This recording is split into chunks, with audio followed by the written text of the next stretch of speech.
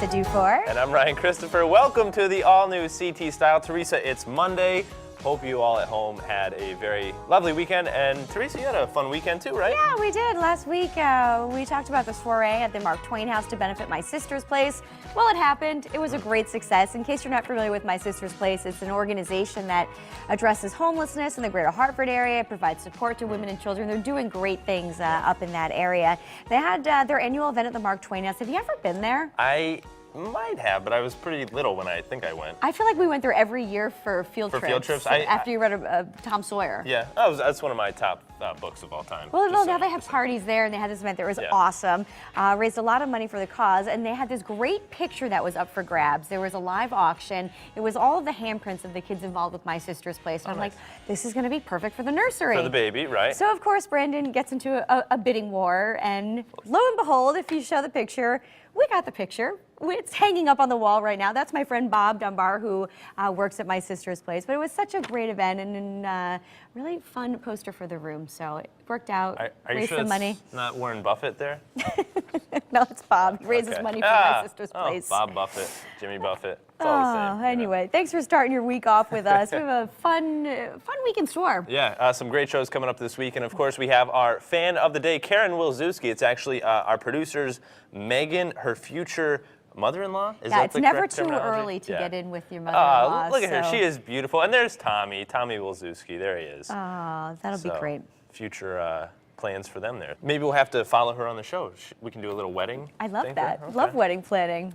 All right, so here's a story that's brewing. We've heard of 3D printing. I mean, you've seen how this stuff works. It's incredible. Yeah. But now something even more impressive, 3D printed food that grows before you eat it.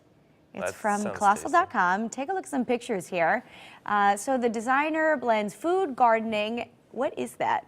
What are we looking at? That's very bizarre. How is that 3D? It just looks like an alien or some spore growth or something. It's a concept that could be a reality someday. Here's how it works. Especially printed outer casing is made from edible soil. So it's edible soil and various seeds. Once it's printed, it takes a few days for the seeds and mushrooms to germinate, after which they start to poke out of some of the holes, and there you go. Edible soil. Well, there you have it.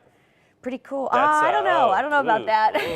Well, like, what's even in there? That doesn't look too healthy. But have you ever seen the 3D printer in action? Like, I was at an event where someone printed a pair of shoes and then actually wore them.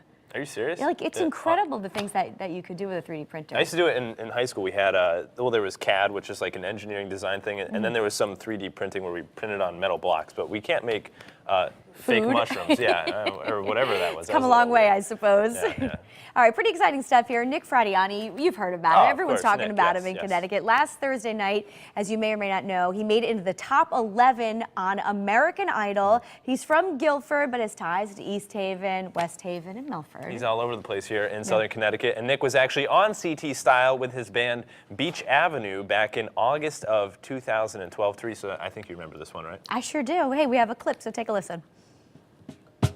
The years have come and gone, were faster than I thought they could. There he is, and then he looks just about the same. His dad was actually filling in for somebody in the band that day. Yeah, he's also a performer. On the far left there? Right. Wow, that's so pretty cool. I don't know if we can take credit for Nick's start, but he definitely performed on Style before American Idol. Pretty much. So I think we should get 10% of his winnings or whatever he takes home. So of course he's got a lot of support from everybody. Right. You know, in Guilford. Check this out. Bishop's Orchard created special flavors of ice cream in his honor because he used to actually work there. It's called the Fradiani Frenzy, and it's flying off the shelves. But we are lucky enough to have our own cup of the Fradiani Frenzy here. Thanks to Keith Bishop. He was able to get us some. Now this is a peanut butter chocolate combo. Don't get it on you. How is it? It's good. You gonna try it? I'm going to take your word on it. I tend to get messy when I'm eating ice cream. Okay. But we're going to chat with him a little later in the show via Skype because he's not back yet in Connecticut. Oh, really? Yeah. Wow. That'll be fun. Pretty cool. How's this ice cream? Pretty good? Huh? It's very good. It smells good. I'm going to eat the entire carton. Now, it's a little chilly. Speaking of things that were cold, Teresa, as I chew with my mouth open, I recently got stuck in a frozen tundra. You have a head rush? You have an ice cream headache? A little bit, yeah. Whoa. So I recently got stuck in this frozen tundra here in Connecticut. So I have a little video here from my adventure. Show us. Take a peek. So Steve, how are we gonna get out of here alive? Well, it's windy, it's cold. We're gonna have some thinking to do. Okay. Probably gonna start with the rules of 3, Ryan. Okay. You all right? Yeah, I'm good. Well, I may have gotten off to a rocky start, but with the help of survivalist Steve Lancia, I was determined to survive. His first piece of advice, follow the rules of 3. Rules of 3, Ryan, dictate roughly, generally, that an individual can live for 3 minutes with severe bleeding or without breathing, 3 hours with exposure to extreme cold or extreme heat. I don't think we have to worry about the extreme heat on such a day. You can live for 3 days without water and 3 weeks without food. Okay. And if you generally accept that, the way most survivalists and militaries around the world do, you set your survival priorities. Oh, sounds easy enough. First up on our list of priorities, shelter. Well, in the form of building a snow cave. So Steve, how much more do I have to do here? Well, it's got to be big enough for you to get into.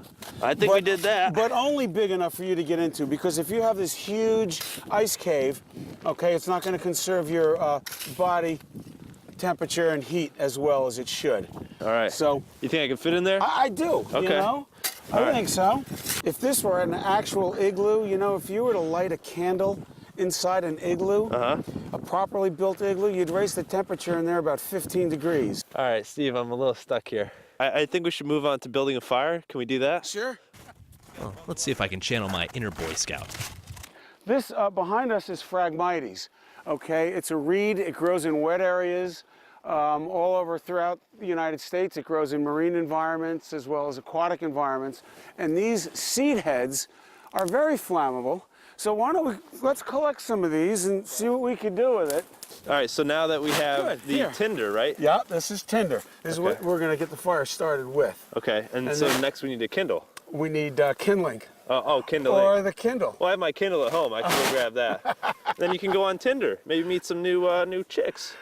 You know, let's do that. Okay, yeah, sounds like fun. All right. Eventually, we decided to focus on the task at hand. Now, obviously, we want to get a fire going for warmth. It's also a means to cook your food. It's also a means to melt water, melt snow and turn it into water, whatever the case may be. But we don't want to build a fire right on the snow, because there's a good chance that the snow is going to put the fire out. Right. So why don't you take your shelter emergency shovel and try to get down to dirt, you know, get down to the ground as best you can. That's good. That's good? Yeah. All right, now, I always have a good survival knife with me. This is a Tops Brothers bushcraft knife. It's very sturdy, it's very sharp, and is, you know, it serves a lot of purposes. It also comes with a fire starter. All right, so I wouldn't use the blade. Okay, you want to strike, you want to get a spark going. But if you use the blade, you're going to dull your blade. So let's use right back in here. Okay? And if you get that, aim it right down into the Phragmites. Come on, you can do this. Here you go. Oh, fire. Yeah. Fire. We have it. Add some of these. That's tinder. This is kindling. You want to check your wood and make sure it snaps. That when wood snaps, it ensures that it's really dry and ready to go. And now that I'm a first aid, shelter, and fire expert, I reminded Steve that there is one essential survival priority that we kind of forgot to mention. Water. Water? Well, I think we got quite a bit back here. Let's have at it. All right, let's do it. I'll race it.